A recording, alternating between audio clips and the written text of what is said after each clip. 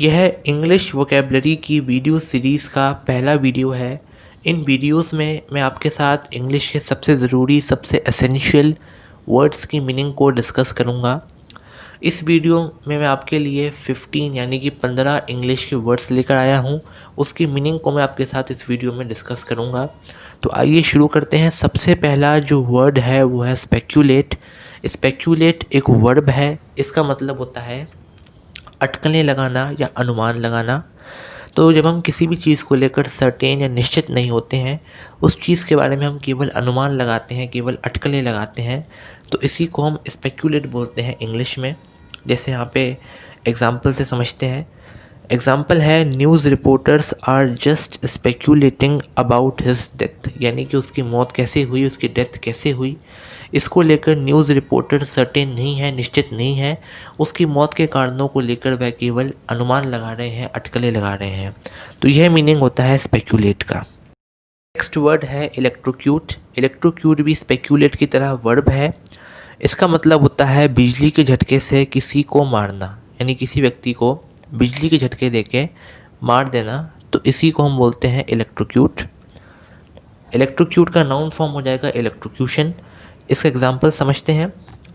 जैसे कि यहाँ दिया है, it was later revealed that he was electrocuted, यानी कि बाद में खुलासा हुआ, बाद में रिवील्ड हुआ कि उसकी मौत इलेक्ट्रोक्यूशन से हुई थी, यानी कि उसको बिजली के झटके देके मारा गया था।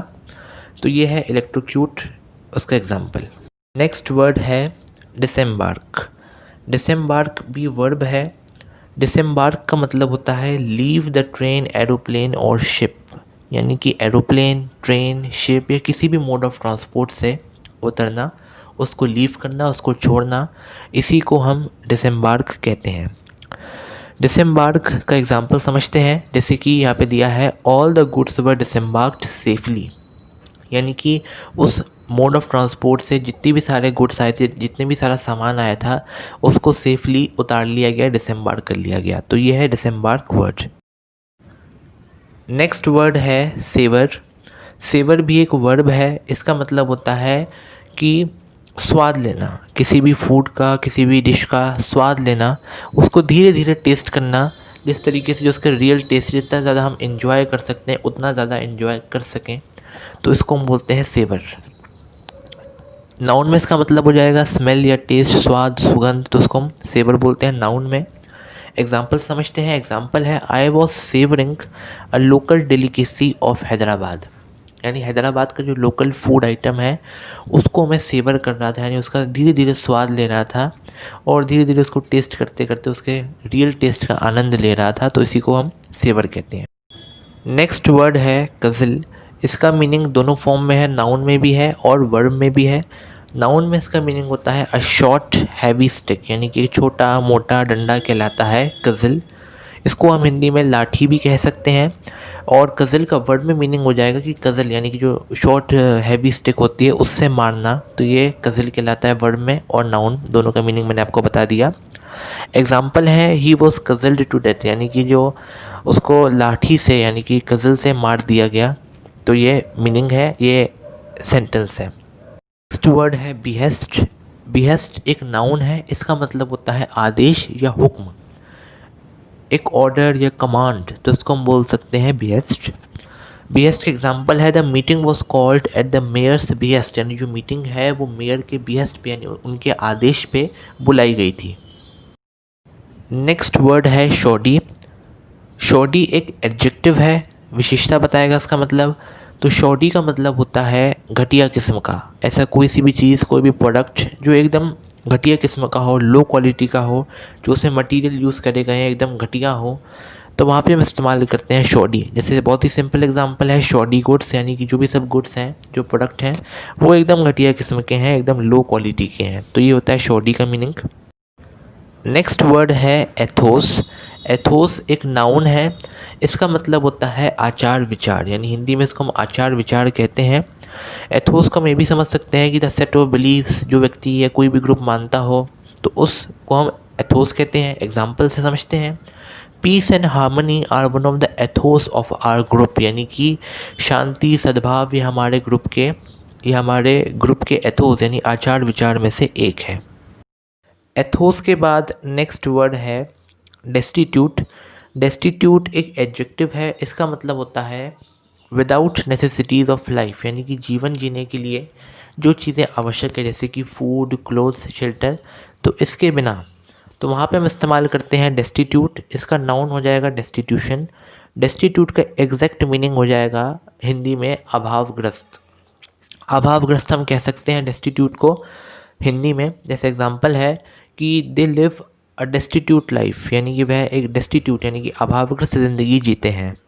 नेक्स्ट वर्ड है एम्बोडी। एम्बोडी एक वर्ब हो जाएगा। इसका मतलब होता है कि give a visible form to, मतलब किसी भी चीज़ का एक साकार रूप देना, किसी भी चीज़ को एकदम परफेक्टली रिप्रेजेंट करना, तो वहाँ पे हम इस्तेमाल करते हैं एम्बोडी।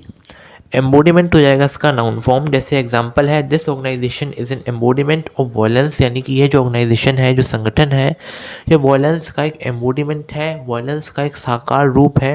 हम साकार रूप से या साक्षात रूप से इसमें वॉयलेंस को देख सकते हैं। तो ये होता है एम्बोडीमेंट का मीनिंग। नेक्स्ट वर्ड है स्टोइक। स्टोइक एक एडजेक्टिव है।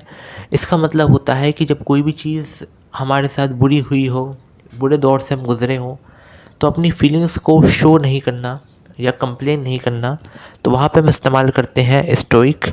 स्टोइक का हिंदी में मीनिंग हो जाएगा वैरागी कह सकते हैं या आत्मसंयमी कह सकते हैं, जो आत्मसंयम वाला हो, तो वहाँ पे हम इस्तेमाल करते हैं स्टोइक वर्ड को।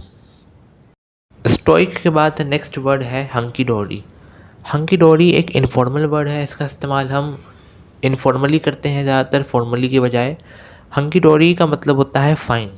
जब सारी चीज़ें बढ़िया हैं, फ़ाइन है, तो वहाँ पे हम इस्तेमाल करते हैं हंकी डोरी। जैसे एग्जांपल है एवरीथिंग इज़ हंकी डोरी, यानी सारी चीज़ें बढ़िया हैं, सारी चीज़ें फ़ाइन हैं। तो ये होता है हंकी डोरी वर्ड का मीनिंग। नेक्स्ट वर्ड है डिमीनर। डिमीनर इसका प्रोनाउंसिएशन है। डिमीनर का मतलब होता है कि किसी व्यक्ति का आचरण या किसी व्यक्ति का चाल चलन, जिस तरीके से कोई व्यक्ति बिहेव करता है, बोलता है, तो इसी वे को, इसी तरीके को हम डिमीनर बोलते हैं। ऑफ कोर्स नाउन हो जाएगा ये। जैसे कि पॉजिटिव डिमीनर, उसका जो आचरण है वो पॉजिटिव है, तो वहाँ पे हम इस्तेमाल करते हैं डिमीनर वर्ड का। नेक्स्ट वर्ड है इन्फ्यूरिएटेड। इन्फ्यूरिएटेड का मीनिंग होता है किसी व्यक्ति को बहुत ज़्यादा क्रुद्ध कर देना, उस व्यक्ति को बहुत ज़्यादा गुस्सा दिला देना, तो वहाँ पे हम इस्तेमाल करते हैं इन्फ्यूरिएटेड। इन्फ्यूरिएटेड हो जाएगा एडजेक्टिव। इन्फ्यूरिएटेड के बाद नेक्स्ट वर्ड है इनिब्रिएटेड। इनिब्रिएटेड इसका प्रोनाउंसिएशन है। इसका मतलब होता है having drunk too much alcohol, जिसने बहुत ज़्यादा शराब पी ली हो, तो ऐसे व्यक्ति के लिए इस्तेमाल करते हैं हम इनिब्रिएटेड। जैसे एग्जांपल है कि in his inebriated state he fell on the ground, यानी कि उसके इनिब्रिएटेड स्टेट में वह ज़मीन पे गिर गया, यानी कि उसने बहुत ज़्यादा शराब पी हुई थी और इतनी ज़्यादा पी हुई थी कि वह ज़मीन पे या ग्राउंड पे गिर गया। तो ये एग्जांपल है इनिब्रिएटेड का।